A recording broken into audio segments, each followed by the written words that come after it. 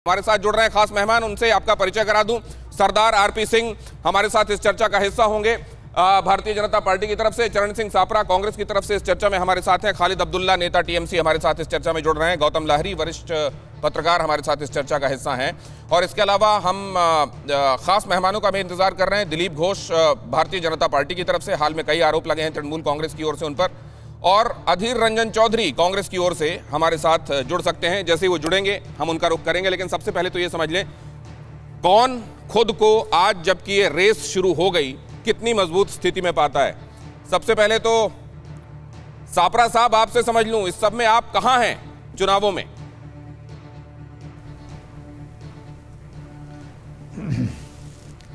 इन सब चुनाव में कांग्रेस पार्टी डट करके लड़ने वाली है, चाहे वो आसाम का चुनाव है, चाहे पश्चिम बंगाल का है, चाहे केरल का है और चाहे पुदुचेरी का है।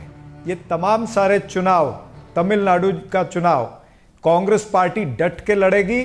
हमारे अलायंस की भी तैयारी हो चुकी है और आप आने वाले दिनों में ये देखेंगे कि जिस तरह से आप अभी पश्चिम बंगाल की बात कर रहे थे, पश्चिम बंगाल के अंदर आपको एक अलग चित्र नजर आएगा जब नतीजे 2 मई को आएंगे, क्योंकि राज्य की सरकार और केंद्र की सरकार को पूछा जाएगा जवाब कि नौकरियां नौजवानों को क्यों नहीं मिली हैं, महंगाई क्यों हुई है।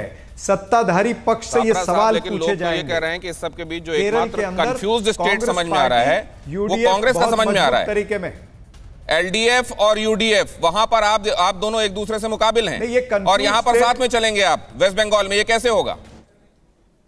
जी नहीं, ये तो देखिए जब से गठबंधन की राजनीति आई है ये कई बार कई जगह में चला है।